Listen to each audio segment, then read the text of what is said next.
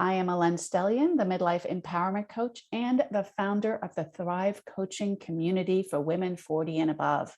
Today, I am thrilled to introduce Bev Ehrlich.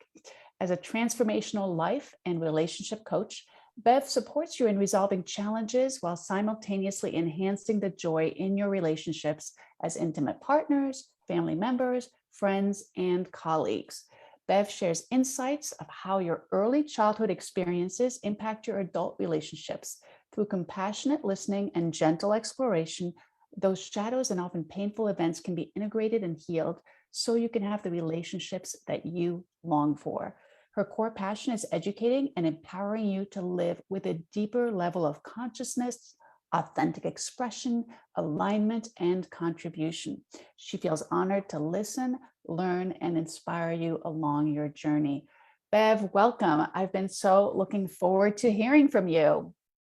Hi, Elena. Thank you so much for having me. It's lovely. It's always wonderful to be able to talk to you about how we can deepen our relationships, especially at a time like this where there's so much loneliness and separation.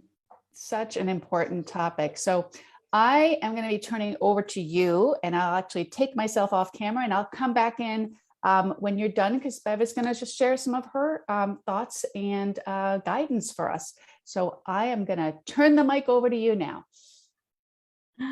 Okay, hello everyone. I think I will sometimes be referring to notes. It's so lovely to be here. So the question that arose and the topic that I'll be addressing is whether we should stay or leave in a relationship. Very often in my practice, what I see is, I'm going to talk heterosexually for now, for this talk. The wife will bring in a reluctant husband, and her comment to me very often is, he's a great guy, he's a little bit like a boy, and the husband will feel like, I've been quite happy with the marriage, but I'm really unhappy that my wife's unhappy. And that's kind of how the story starts very often. So what we're going to speak about this evening, tonight for me, is how we can give what our partners need in a relationship, and how we can get what we want and need, and then how we can nurture and cherish that. Because when we nurture and cherish, that's when we deepen our connection, and we deepen the meaningful times we connect with each other. So based on the work of Terry Real, I wanted in your wise adult that is you're reasonable, flexible, you're present, triggered at the moment. The issue arises when we become triggered. And basically what happens then is our wise adult goes offline, and we could have 2-3-year-olds in some kind of conflict. And children don't know how to resolve the conflict. So the wise adult who's reasonable, both of our wise adults have possibly gone out for coffee, and what's left is what we call an adaptive child. And soon I will show you a slide about what the qualities of the adaptive child look like as opposed to the wise adult. Now, that adaptive child is a reaction when you're triggered to not the person who's in front of you, but a trigger to a place and time that you were much younger when you adapted and adjusted to some kind of trauma. Now, we're not going to talk right now about huge traumas, because we all experience some kind of trauma when we don't always feel held by our early caretakers. Okay, and then what happens is, as a child, as we have major trauma, even neglect, as we adapt to that, that becomes the adaptive child. So that adaptation, as Pia Melody says, we kind of create an adult from a child's version. She says, I think she says that adults are very often children in adult clothing. And that's what comes up in our relationships. And when we respond from that adaptive child, that child, part of us, is not interested in relationship. That part of us is interested in preservation. And we want to bring more to the fore, the wise adult, the part of us that is into intimacy and connection. So let me just mention before I go into show you the slide of the adaptive child, that there's sort of 5 domains of human experience and intimacy, if you like. So some people will say, but I don't think I was ever traumatized. So every parent is basically obligated to nurture, guide, and limit a child. As Thomas Hubel says so beautifully, the river should flow down the hill. Children aren't supposed to take on the role of looking after parents, which also sometimes happens, which is also traumatic. They take on a role for which they're too young. So those 5 domains that we can look at in ourselves are intellectual, physical, spiritual, sexual, emotional. And how did we experience those? So intellectual, for instance, you can ask yourself, was there any conversation around the dinner table? When I expressed a thought, was it welcomed, or was I told, oh, put down, that's a silly thought, you haven't thought that well through? Or was it welcome? Physical, was there actually food on the table? Were we well clothed? That's also part of how we feel safe in the world. Spiritual, was there something that was given to us, that an understanding that maybe we aren't in control of the world, there's a higher power? What kind of conversation went around that in our families? Sexual, was our budding sexuality celebrated, or were we told, here's a book, read this, be quiet, don't ask questions, or ask your friends, or come and ask us if you're unsure of something? And of course, emotional. Was there any emotional conversation? Just today, somebody told me about the passing of her grandfather and how his son, her father, said, you know, I don't want you to come before he dies, and I don't want you, talking to an adult, and I don't want you to see him, and after his death, don't come too often to the house. And she felt that her mouth was like this, her feelings were not recognized. And that's probably not a new scenario in her family, but were your emotions, did they have a place for expression? And that's where we see when those aspects of our well-being are they nurtured? Are we being guided? Are we being limited? In terms of, are we being given a framework that's comfortable for us as children to learn, and how we take that then into the adult world? Let me start this again. We regulate each other, we co-regulate each other. And you see this very clearly as an example of a parent in a park with a young child. Young child will go off, let's say, get hurt, come back. And the parent has 2 ways of receiving that child. Either the parent can say, what's the matter? Why are you crying? There's nothing to be afraid of. The child will say, I'm afraid.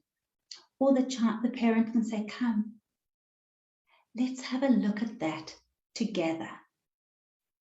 So how we are received in the world impacts how we trust and how we form our adult relationships. I always say to my clients, when we look back, it's not about criticizing, judging, even understanding your parents. I just want to see what the impact is on the adult. So let's take a look at that slide a minute. Let me see if I can share my screen with you. Here it is.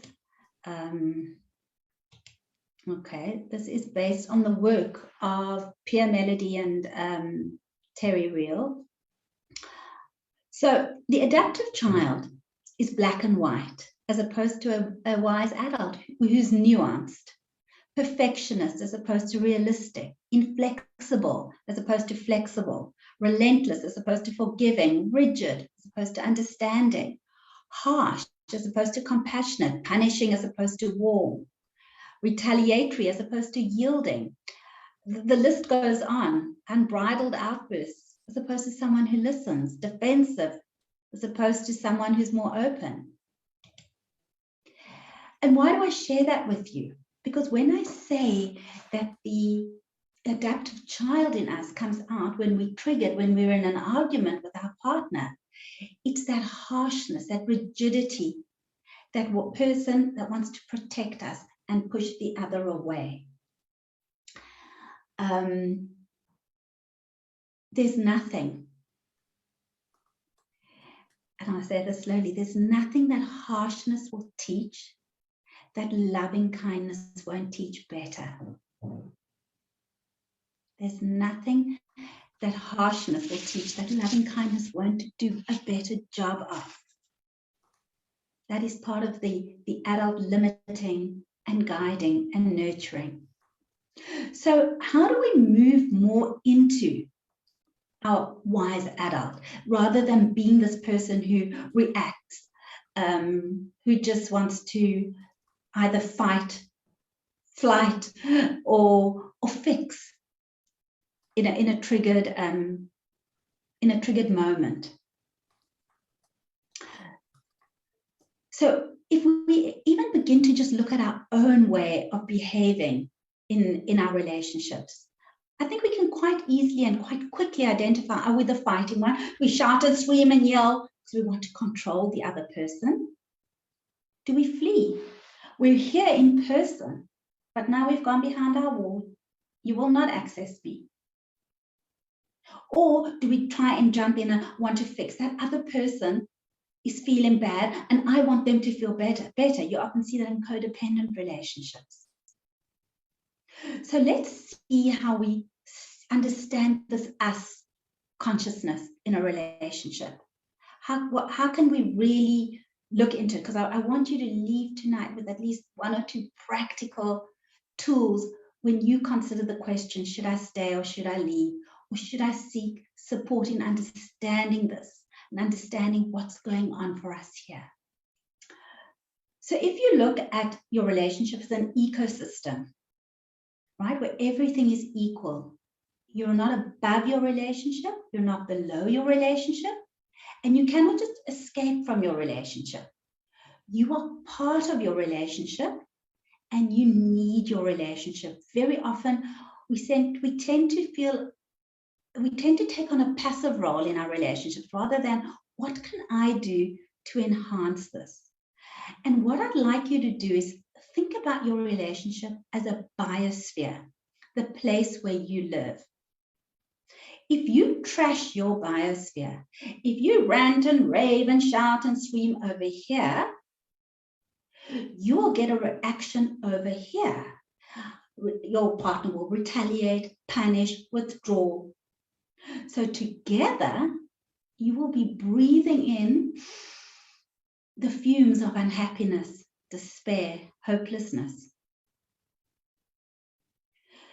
You are not alone in a relationship.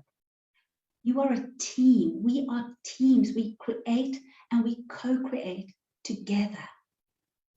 I call it remembering love. That when we are triggered, to remember that the person standing in front of us is not our enemy. The person is someone we love and want to create a life with. And it's not easy to learn how to negotiate because I come with what I want. But that is the wise adult.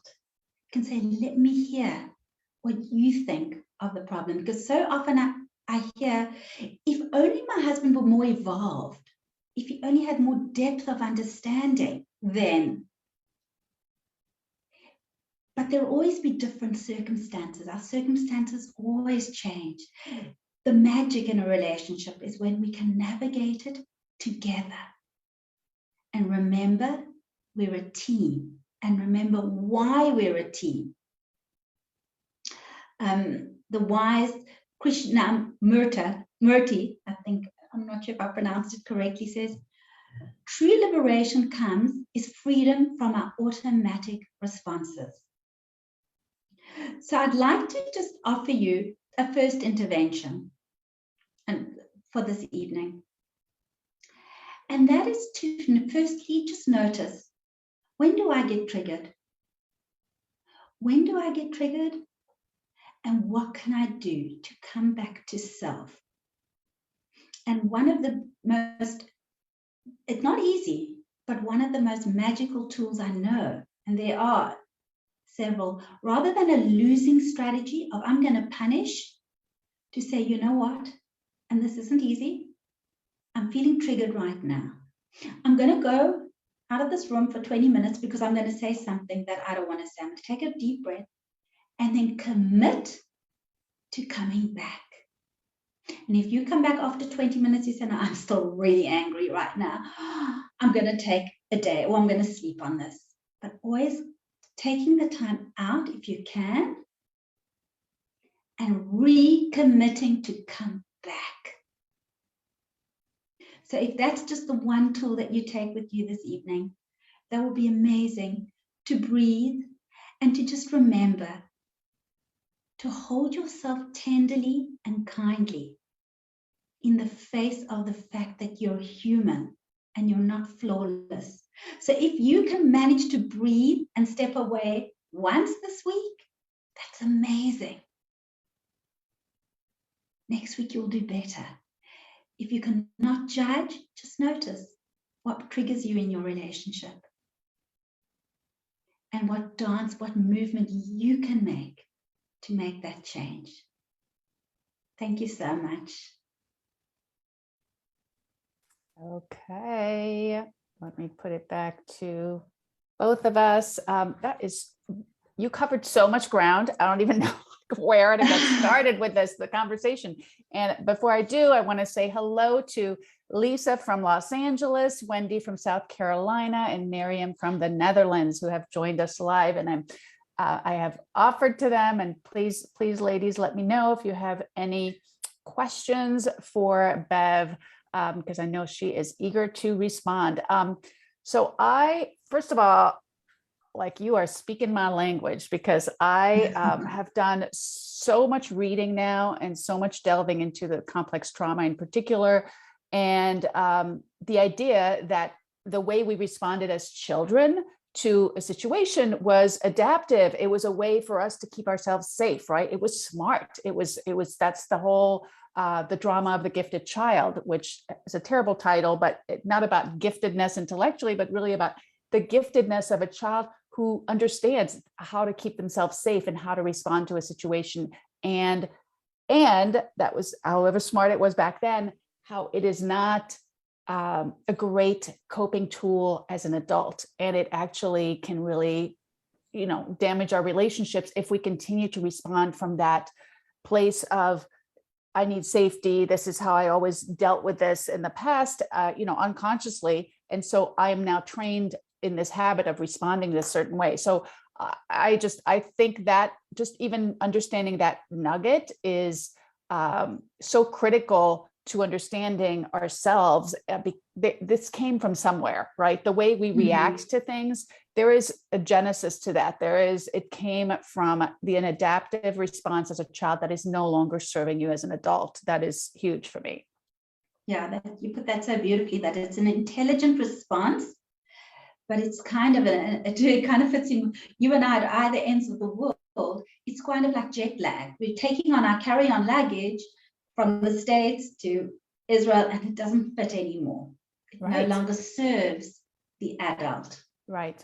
Yeah. And so it's not about, like, I like the fact that you're also talking about, it's not about blaming. It's not about saying, oh, that's so stupid that you react this way. Why are you like this? Why do I always do this? It starts with awareness and understanding, like, oh, that's the history behind this. That's why this is my natural reaction to things. And I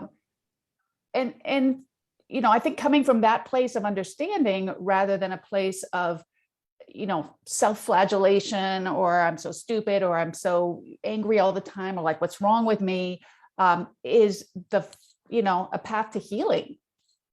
Absolutely. Absolutely. To just hold yourself tenderly and kindly in the face of the fact that you are human, because then you will recognize other people. You will be less judgmental of other people. You'll be able to hold them kindly and compassionately when they fall down.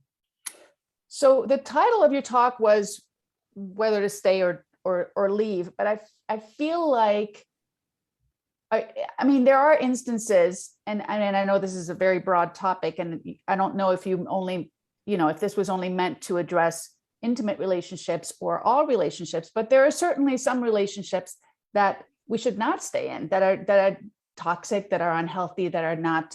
So, Absolutely. I don't think you're saying that, give grace, everybody, work on your relationships, whatever, in all cases. I mean, in some cases, the way you take care of yourself still today, the way you nurture yourself and what's best for you may be to distance yourself from a relationship. 100%. And my work only comes in when you've looked at mental illness, violence, addiction. All those need to be taken care of before you can do this work. You cannot, a person can only be free to do this work once you feel safe.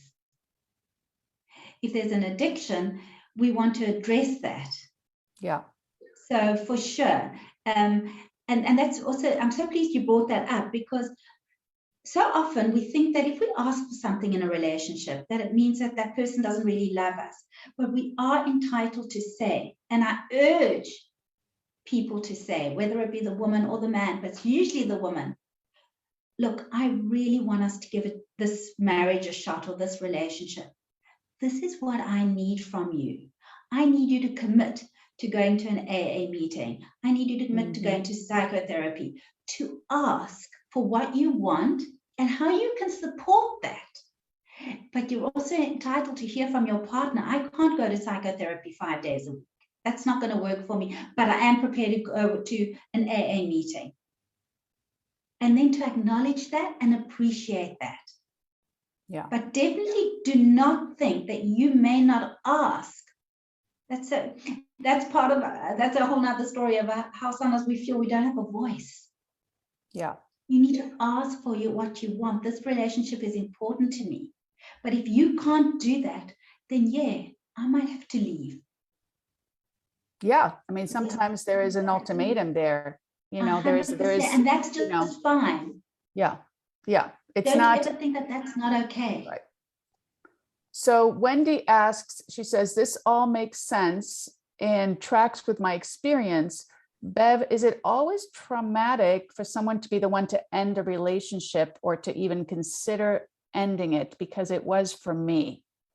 So I'm not sure I fully understand the question, but I think Wendy is saying, is it usually when you're the one to end a relationship, is it traumatic for the person who's ending it? Right. So it's a great question, but I think it speaks into, we need to be curious and find out. Ask your partner, is this traumatic for you that we're ending this relationship too? If that is of interest to you, this is very traumatic to me. Is it traumatic to you too? The question needs to be asked. We need to remember to remain curious in our relationships. So, and you're taking me on a little bit of if I can just explain automatic responses, Wendy. I love your question, actually. Automatic is great, that we get up in the morning, we don't have to think about putting our feet on the floor, cleaning our teeth. It's not always great in a relationship, because then if I can say to you, I know what you're going to say, then I'm not even having the conversation with you, because I know what you're going to say. You always say the same thing. It's when we step back, say, I'm actually curious. What would you say to X, Y, and Z? So curiosity is a beautiful part of relationship. I love that. Curiosity is so important, and not making assumptions about what the other person's feeling, or what they're thinking, or how they're, what their behavior means. Because so many of us do, especially if you've been in long-term relationship, do make assumptions because we feel like, oh, I've been with them so long, I know everything about them, right? So very, very interesting, very important point about curiosity. And certainly I would think, if somebody's in an abusive relationship or a toxic relationship, oh, here, Wendy's adding this. She said, since we had children, he had to be the one to leave or I'd lose custody in court. He would not leave. Yes, it was emotionally traumatic, but I did tell him what I needed and listened. So I guess I got that part right. Beautiful. Beautiful. Because Wendy's bringing up, and Wendy, thank you so much for your questions, that you're bringing up something so beautiful.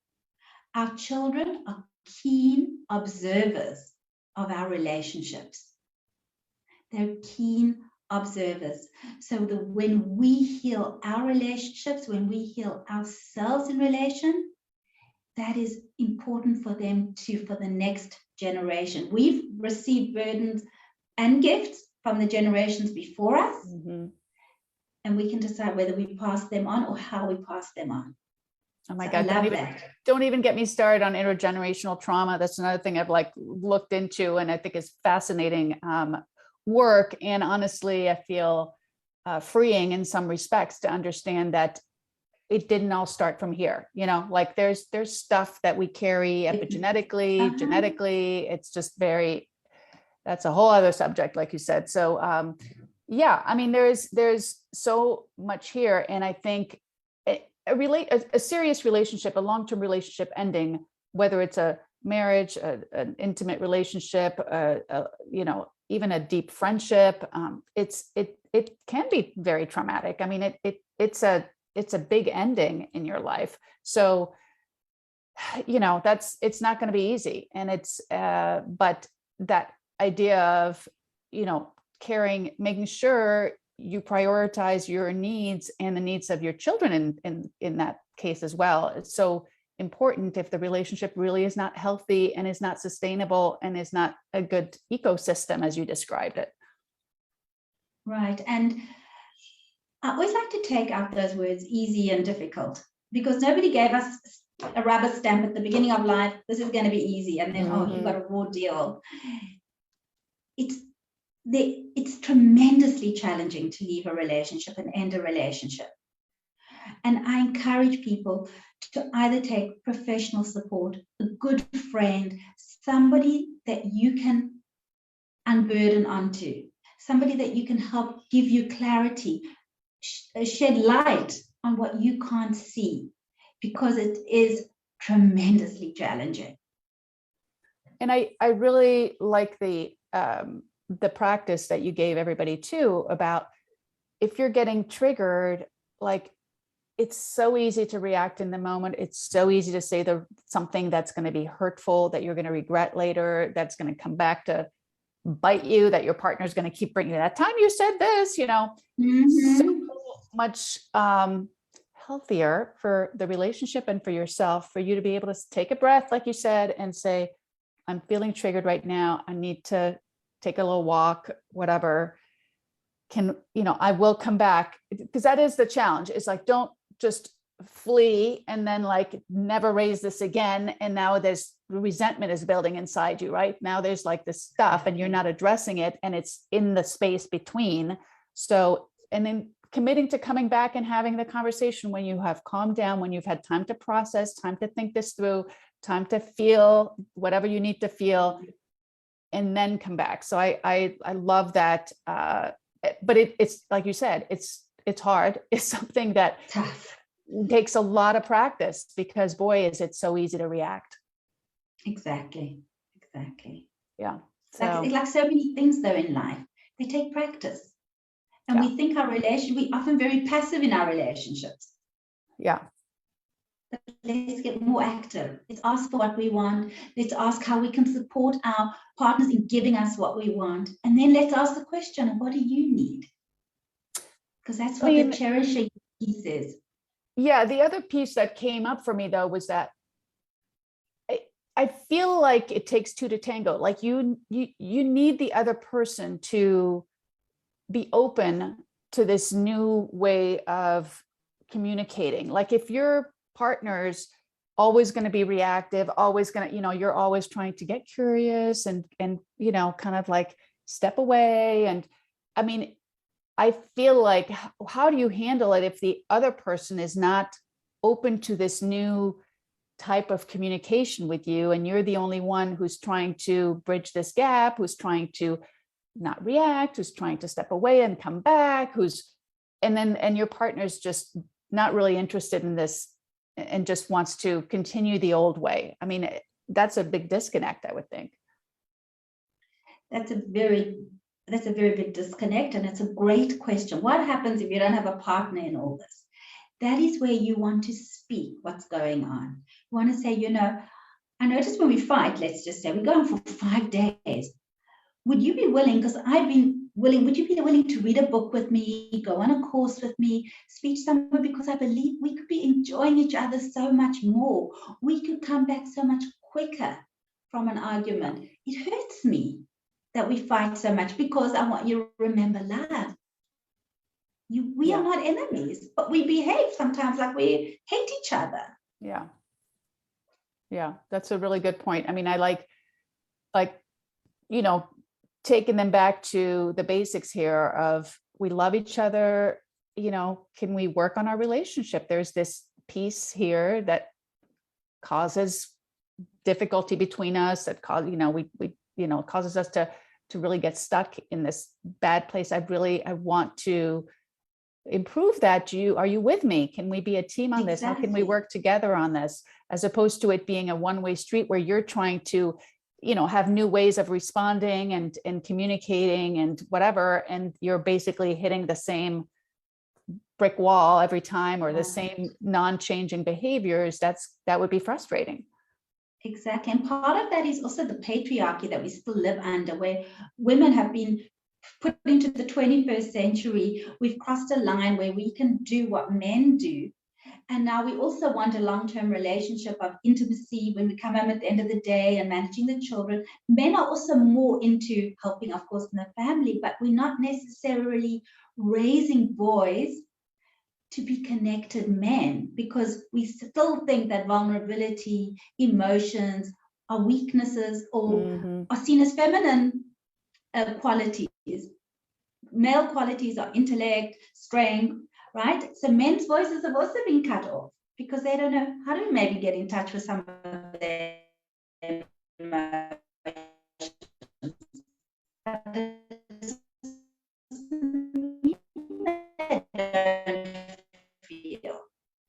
Yeah. So there's also a condition.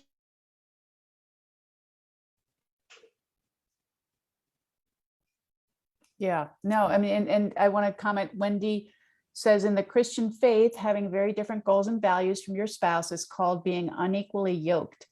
If, like she's saying, if one oxen is pulling harder than the other, or in a different direction, you either go in circles or you don't move at all, right? You've got to be that's great. Pulling in the same direction.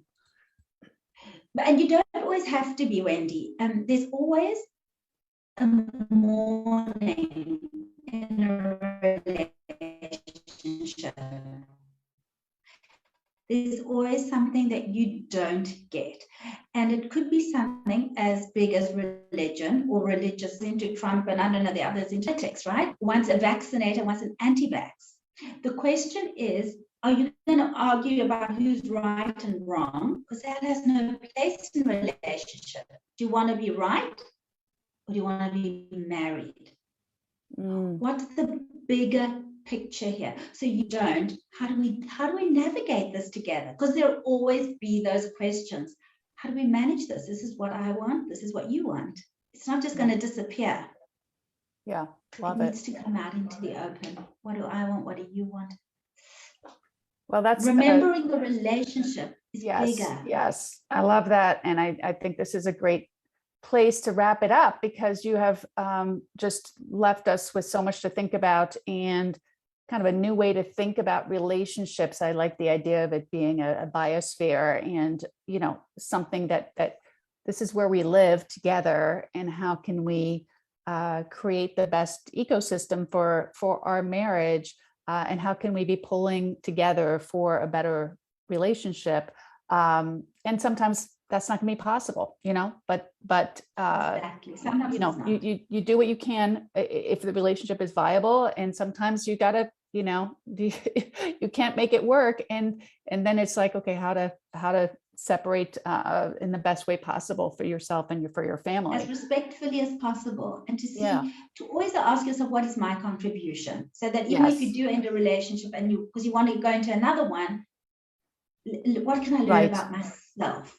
Love that. Yes. I mean, if I'm going to be entering another relationship, which a lot of women I know who end one relationship do wish for another intimate relationship in their lives, whether that's marriage or not, but just that kind of intimacy. And yeah, what can I take away? What can I learn from my first experience that I can apply coming from my adult self in my next experience of an intimate relationship. I love that.